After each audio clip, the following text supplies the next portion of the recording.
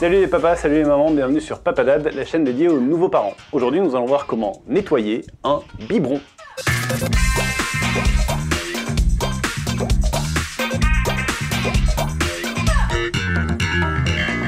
Pour nettoyer votre biberon, vous aurez besoin de cet ustensile qu'on appelle écouvillon ou goupillon. Je ne sais pas pourquoi il y a les deux noms, c'est peut-être comme chocolatine et pain au chocolat, ou poche et sac, ou malle et coffre, peut-être que ça dépend de la région, bref.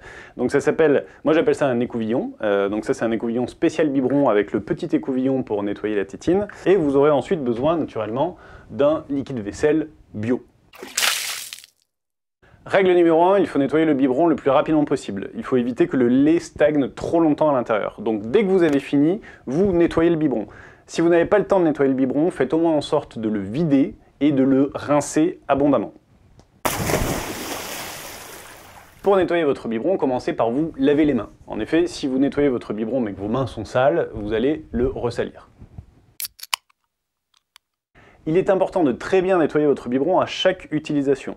Donc à chaque nettoyage de biberon, il faut que vous nettoyiez le biberon pièce par pièce, et pour cela, commencez par démonter en entier votre biberon. Il vous faudra notamment nettoyer le capuchon, désolidariser la tétine de son socle, de son pas de vis, et naturellement désolidariser le pas de vis du réservoir. De la même manière, si vous avez une membrane au bout de votre biberon, il faut aussi la démonter. On va commencer par nettoyer le réservoir. La partie importante du réservoir à nettoyer, c'est ce petit coude ici où toutes les impuretés s'accumulent. Donc pour nettoyer votre réservoir, commencez à mettre quelques gouttes de liquide vaisselle, ensuite ajoutez un peu d'eau et nettoyez énergiquement avec votre écouvillon.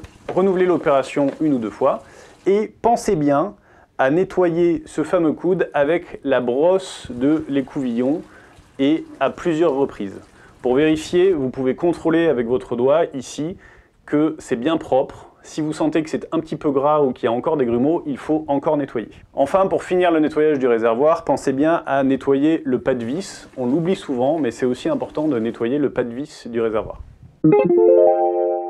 On va ensuite nettoyer la tétine. La tétine, donc, c'est la partie la plus sensible. Encore une fois, pensez bien à avoir vous-même les mains propres. Pour la tétine, il faut bien penser à nettoyer l'extérieur, l'intérieur, mais également, et c'est très important, le joint, c'est-à-dire le bord de la tétine.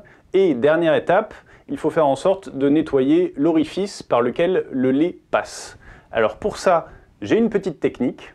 Mettez un petit peu de liquide vaisselle avec un peu d'eau à l'intérieur de la tétine et ensuite exercez une pression avec votre pouce de manière à faire sortir du liquide vaisselle à travers l'orifice de la tétine.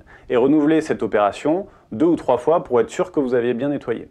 Ensuite, grâce à l'écouvillon, nettoyez bien l'extérieur de la tétine, l'intérieur de la tétine et énergiquement le bord du caoutchouc, le joint de la tétine. Vous pouvez ensuite passer au pas de vis qui tient la tétine. Là encore, pensez bien à nettoyer l'intérieur et l'extérieur énergiquement avec l'écouvillon. Et enfin, ne l'oubliez pas, c'est lui qui protège votre tétine. Pensez bien à nettoyer votre capuchon, là encore, bien énergiquement à l'intérieur et à l'extérieur.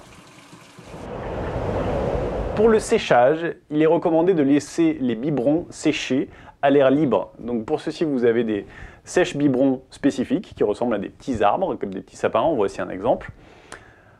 En effet, c'est plus sûr de laisser son biberon sécher à l'air libre que d'utiliser un torchon dont on ne sait pas trop s'il est réellement propre et qui peut également laisser des petites fibres sur la tétine. Donc moi, je recommande aussi de laisser sécher votre biberon à l'air libre. Dernière grande question, faut-il stériliser les biberons? Pendant très longtemps, on a stérilisé les biberons. Aujourd'hui, on recommande de ne pas stériliser. En effet, si vous nettoyez très bien votre biberon, tout se passera bien, et c'est ce que nous avons fait. Nous n'avons jamais stérilisé les biberons, et notre fille n'a, pour l'instant, jamais été malade.